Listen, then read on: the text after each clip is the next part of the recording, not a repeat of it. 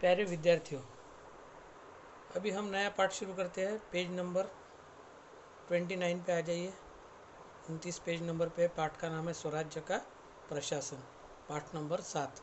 सब जन किताबें खोलो और देखो क्या है ये स्वराज्य का प्रशासन। उसके पहले मैं आपको ये बताना चाहता हूँ कि जैसे इस साल हमने कौन सा इतिहास सीखा। मैंने आपको 3 भाग बताए थे इतिहास के: प्राचीन भारत का इतिहास, मध्ययुगीन भारत का इतिहास और आधुनिक भारत का इतिहास। तो इसमें हमने देखा मध्ययुगीन भारत का इतिहास, जो कि 9वीं शताब्दी से शुरू होता है 18वीं शताब्दी तक। तो इसमें जो प्रमुख घटना है महाराष्ट्र की दृष्टि से, वो है छत्रपति शिवाजी महाराज का उदय, उसके मराठों का उदय और मराठा राज्य की स्थापना।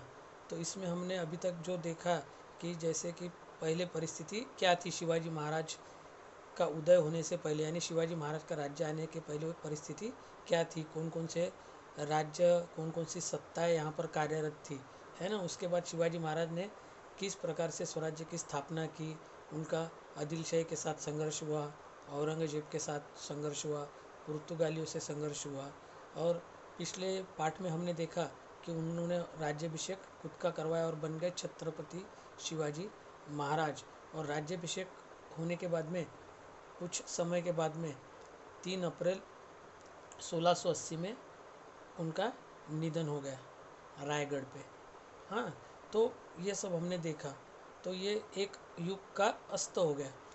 तो शिवाजी महाराज ने जो भी प्रशासन व्यवस्था जो थी वो भी उनकी बहुत ही सराहनीय थी।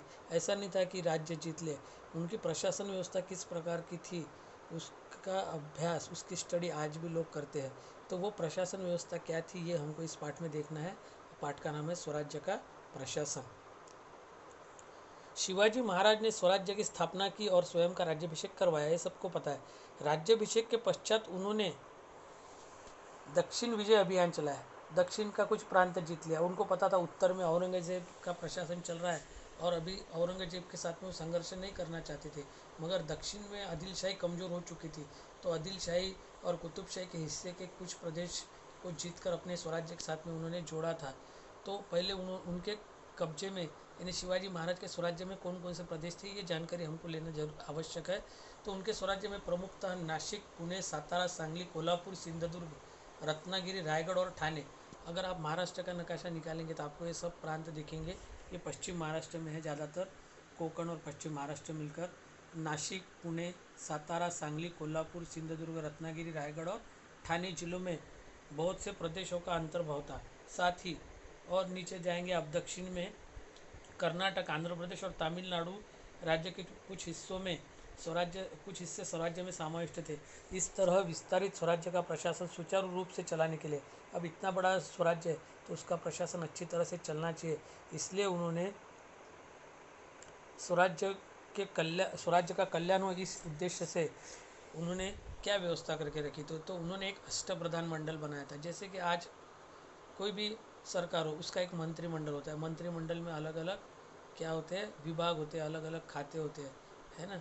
और अलग अलग विभागों के अलग अलग मंत्री होते हैं। जैसे कि महाराष्ट्र का प्रशासन चलता है और एक अपने देश का प्रशासन चलता है। तो आपने देखा होगा कि देश के प्रशासन में अर्थ मंत्री, यानी जो पैसों के संदर्भ में जो भी है, भारत में कितना टैक्स जमा होता है, उसको खर्च कैसे करना है, वो कौन है, अर्थ मंत्री। तो निर्मला सीतारमन है ना। संरक्षण मंत्री कौन है, राजनाथ सिंह है, ठीक है। गृह मंत्री कौन है, अमित शाह है। और पंतप्रधान कौन है, नरेंद्र मोदी है।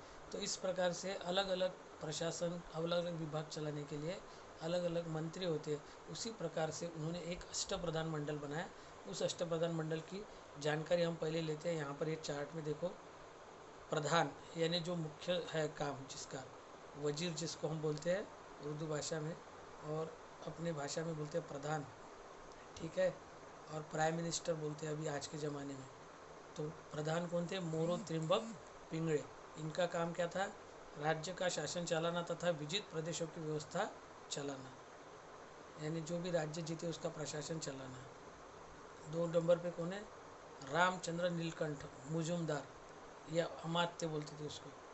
राज्य का आय व्यय देखना, जैसे कि अभी फाइनेंस मिनिस्टर होते हैं, अर्थ मंत्री जिसको हम बोलते हैं, या वित्त मंत्री कहते हैं। तो उसी प्रकार रामचंद्र नीलकंठ मुजुमदार अमात्य, राज्य का आय व्यय, आय यानी कितना इनकम है, व्यय यानी खर्चा। अन्नाजी दत्तो सचिव, सरकारी आदेश पत्र भेजना। उसके बाद दत्ताजी त्रिम्बक वाकनिस ये मंत्री, पत्र व्यवहार करना। हम्बीरराव मोहिते सेनापति, सेना का प्रबंध देखना और राज्य की रक्षा करना। जैसे कि अपने अभी 3 जो सेना है भारत में फ़िलहाल में, कौन कौन सी है? नौदल है, वायुदल है और भूदल है, यानी आर्मी, नेवी एंड एयरफोर्स। तीनों के अलग अलग चीफ होते हैं, है ना।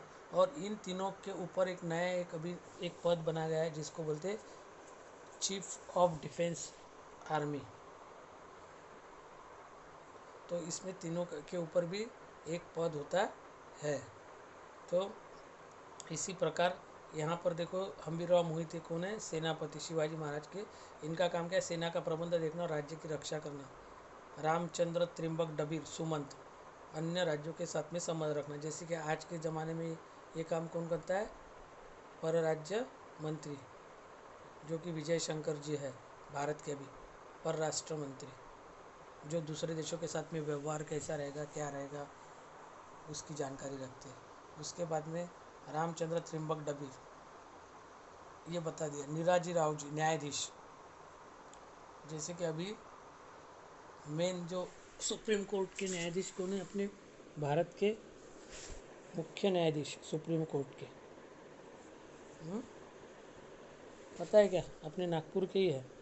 इसकी जानकारी निकाल के रखो और गूगल मीट में मैं पूछूंगा तो आपने मुझे बताना है। अपने नागपुर के ये मैं आपको हिंट देता हूँ। उसके बाद में मोरेश्वर पंडितराव धार्मिक विधि कार्य एवं विधि देखना। तो इस प्रकार से अष्टप्रधान मंडल का निर्माण तब किया गया था। तो अभी देखते हैं अष्टप्रधान मंडल की जानकारी, उनके कार्य इसमें लिखे हुए, फिर भी हम एक बार पढ़ लेते, देख लेते कि अष्टप्रधान मंडल प्रशासन सुचारू रूप से चलाने के लिए शिवाजी महाराज ने किया था अष्टप्रधान मंडल का निर्माण। शिवाजी महाराज ने राज्याभिषेक के अवसर पर अष्टप्रधान मंडल का गठन किया। राज्य का प्रशासन की सुविधा की दृष्टि से उसमें 8 विभागों में बांटा गया। प्रत्येक विभाग के हेतु एक प्रमुख की नियुक्ति की गई। 8 विभागों के 8 प्रमुख को मिलकर अष्टप्रधान मंडल बना। इन प्रमुखों की नियुक्ति करना अथवा उन्हें पद से हटाना शिवाजी महाराज के अधिकार में था। यानी किसको पद पे रखना है, किसको हटाना है, किसकी नियुक्ति करना है, ये सब शिवाजी महाराज, छत्रपति शिवाजी महाराज तय करते थे।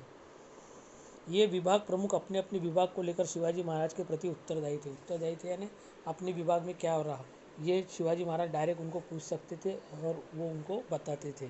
और अपने विभाग में जो भी हो उसके उत्तरदायी यानी जवाबदार वो लोग होते थे। शिवाजी महाराज ने गुणवत्ता और कार्य देखकर अष्टप्रधान मंडल का चुनाव किया। उन्हें वेतन, पुरस्कार अथवा जागीर नहीं दी, नगद वेतन भरपूर दिया। उनको वेतन था भरपूर, यानी जागीर वगैरह नहीं दी थी। अब शिवाजी महाराज की कृषि विषयक नीति क्या थी? गांव देहात का मुख्य व्यवसाय कृषि था। शिवाजी महाराज कृषि के महत्व को जानते थे। जैसे कि अभी भारत के कृषि मंत्री कौन है? नरेंद्र सिंह तोमर। तो तभी भी जानते थे वो लोग कि कृषि विभाग ये महत्वपूर्ण है कि महाराष्ट्र में ज़्यादा से ज़्यादा लोग कृषि से अपना उत्पन्न उत्तर चलाते हैं। अतः उन्होंने किसानों के हितों को वरीयता दी। उन्होंने अपने पराक्रमी और अनुभवी अधिकारी अन्नाजी दत्तो को भू राजस्व का प्रबंधन का दायित्व सौंपा।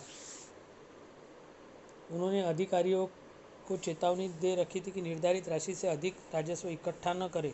बंजर भूमि को उपज योग्य बनाने के लिए प्रोत्साहन दिया, यानी बंजर भूमि को अच्छी तरह उपजाऊ बनाना चाहिए, इसके लिए उन्होंने प्रोत्साहन दिया। अतिवृष्टि या अकाल पड़ने पर फसल नष्ट होती है अथवा शत्रु सेना गांव ध्वस्त करती है। ऐसी स्थिति में गांव को भू राजस्व और अन्य करों में छूट दी जाती थी। यानी अगर कृषि की ज़मीन है और वहाँ पर कोई संकट आता है, अकाल आता है या कोई शत्रु की सेना अगर उस फसल को नष्ट करती है तो उनको उसमें रियायत दी जाए, छूट दी जाती है, यानी टैक्स उनको नहीं भरना पड़ता था। साथ ही शिवाजी महाराज ने अधिकारियों को आदेश दे रखा था कि ऐसे समय किसानों को बैल जोड़ी, हल और बुआई के लिए अच्छे बीज दिए जाए। अब तब के ज़माने में अर्थनीति क्या थी? अर्थनीति यानी राज्य का जो आय व्यय चलता था। तत्कालीन देहातों में अर्थनीति, कृषि व्यवसाय देहात की अर्थनीति की रीढ़ थी। देहात यानी गाँव, देहातों में कृषि व्यवसाय के पूरक व्यवसाय चलते थे।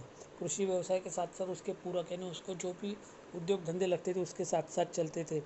जैसे गांव के श्रमिक कारीगर वस्तु का उत्पादन करते थे व स्थानीय लोगों की आवश्यकताएं पूर्ण करते थे। इस अर्थ में देहात आत्मनिर्भर थे, यानी देहात के लोगों को आत्मनिर्भर होना, यानी बाहर, जैसे अभी हमने घोषणा दी आत्मनिर्भर भारत, यानी भारत में लगने वाली वस्तु, सभी वस्तु भारत के लोग ही बनाएंगे, इसको कहते हैं आत्मनिर्भर भारत। उस समय गांव में लोग आत्मनिर्भर थे। जैसे कि आज गांव में कोई वस्तु खरीदना है तो कहाँ जाते हैं? शहर में जाते हैं, है ना। और बड़ी बड़ी कंपनियां कहाँ होती है? शहर में होती है। मगर उस समय कारागिर वगैरह सब गांव में थे और गांव में लगने वाली वस्तुएं गांव में ही बनती थी और गांव से ही लोग खरीदते थे। इसको कहते हैं आत्मनिर्भर।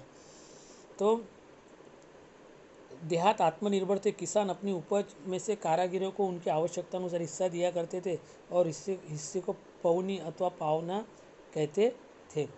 और व्यापार उद्योग कैसे चलता था?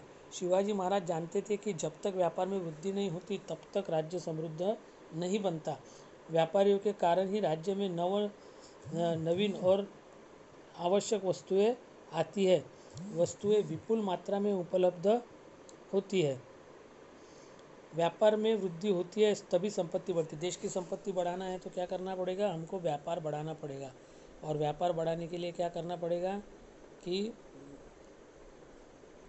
कौन सी वस्तुएं यहाँ पर लगती है और कौन सी वस्तुएं हमको बाहर से लाना पड़ता है, ये सब जानकारी रखनी पड़ती थी। अब व्यापार बढ़ाने के लिए शिवाजी महाराज ने क्या किया? देखा, साहूकार राज्य राजश्री की शोभा है, उन्होंने लिखा हो। यह वर्णन शिवाजी महाराज के व्यापारी की ओर देखने के दृष्टिकोण को स्पष्ट करते। साहूकार शब्द का अर्थ व्यापारी है। शिवाजी महाराज की नीति स्वराज्य के उद्योग को संरक्षण देने की थी, यानी देश के जो उद्योग है उसको क्या करना? प्रोटेक्शन देना, संरक्षण देना, यानी वो कैसे बढ़े। इसका उत्तम उदाहरण नमक उद्योग है। उन्होंने कोकण में चलने वाले नमक के उद्योग को संरक्षण दिया और उस समय स्वराज्य में पुर्तगालियों के आधिपत्य प्रदेश से नमक की आयात बड़ी मात्रा में होता था, यानी पुर्तगालियों के कब्जे में जो प्रदेश था वहाँ से नमक आता था। इससे क्या हो जाएगा? बाहर से नमक आएगा तो देश का नमक लोग खरीदेंगे नहीं और देश का उद्योग डूब जाएगा। तो उन्होंने उसके ऊपर ज़्यादा क्या लगाया? टैक्सेस लगाए, कर लगाए। तो और उसके कारण क्या हुआ कि वो पुर्तगालियों से आने वाला नमक महंगा हो गया और फिर से अपने स्वराज्य में बनने वाला नमक सस्ता हो गया, इसलिए स्वराज्य के नमक की बिक्री बढ़ी। ऐसे कई सारे उदाहरण हम बता सकते हैं। अब सेना की व्यवस्था कैसी थी शिवाजी महाराज के समय में? शिवाजी महाराज की सेना में दो विभाग थे, थल सेना और दूसरी अश्व सेना। थल सेना में हवालदार, जुमलेदार जैसे अधिकारी थे और थल सेना का जो प्रमुख होता था उसको सरनौबत कहते थे। सरनौबत थल सेना का सर्वोच्च अधिकारी था। अश्व सेना में दो प्रकार के घुड़सवार थे, एक शिलेदार और दूसरा बारगी। दो प्रकार की सेनाएं थी, एक अश्व सेना और थल सेना। थल सेना का जो प्रमुख था उसको सरनौबत कहते थे। अब अश्व सेना में दो प्रकार के थे, घुड़सवार थे, एक बारगीर और दूसरा शिलेदार। शिलेदार के पास में स्वयं के घोड़े और स्वयं के शस्त्र होते थे, जबकि बारगीर को सरकार की ओर से घोड़ा और शस्त्र दिया जाता था। जैसे युद्ध के समय बारगीर को बुलाया तो वो खुद का घोड़ा नहीं था उसके पास में, सरकार की तरफ से उसको घोड़ा भी मिलता था और उसको शस्त्र भी मिलता था, उसको कहते थे बारगीर। ठीक है। तो अश्व सेना में बारगीरों की संख्या अधिक थी। अश्व सेना में अधिकारियों की श्रेणियां थल सेना की भांति ही थी। अश्व सेना का सर्वोच्च अधिकारी सरनौबत था। नेताजी पालकर, प्रतापराव गुर्जर, हम्बीरराव मोहिते जैसे शिवाजी महाराज के अश्व सेना के कुछ ख्याति प्राप्त सरनौबत थे। अब देखो, अब आपको कौन कौन सी जानकारी प्राप्त करना है? भारतीय रक्षा विभाग के सेना के दलों की जानकारी प्राप्त करो, जैसे मैंने आपको बताया है, फिर भी आपको करना है। मैं आपको तीनों इसके चीफ कौन है और चीफ ऑफ डिफेंस आर्मी कौन है ये भी मैं बता सकता हूँ। फिलहाल में चीफ ऑफ डिफेंस आर्मी कौन है, यानी तीनों सेना का प्रमुख का एक पद बनाया गया है इस सरकार में और उसको चीफ ऑफ डिफेंस आर्मी कहते हैं। तो तीन सेना के तीन प्रमुख होते हैं। मैंने बोला एयर फोर्स का प्रमुख को एयर मार्शल कहते हैं, ठीक है। नेवी के चीफ को क्या कहते हैं? नेवी का चीफ कौन है उसकी जानकारी प्राप्त करो। उसके बाद में एयरफोर्स का एयर मार्शल कौन है फिलहाल में, उसकी जानकारी प्राप्त करो। और आर्मी का प्रमुख कौन है फिलहाल में, उसकी जानकारी प्राप्त करो। और तीनों सेनाओं को मिलकर एक प्रमुख है। पहले राष्ट्रपति होते थे, अभी एक chief of defence army CDS नाम का एक पोस्ट है। अभी CDS कौन है उसकी भी जानकारी प्राप्त करो और ये मुझे आप अगले मीटिंग में बताओ, ठीक है। यहाँ तक पढ़ो, अगले इसमें हम देखेंगे गुप्तचर विभाग और किले। Thank you.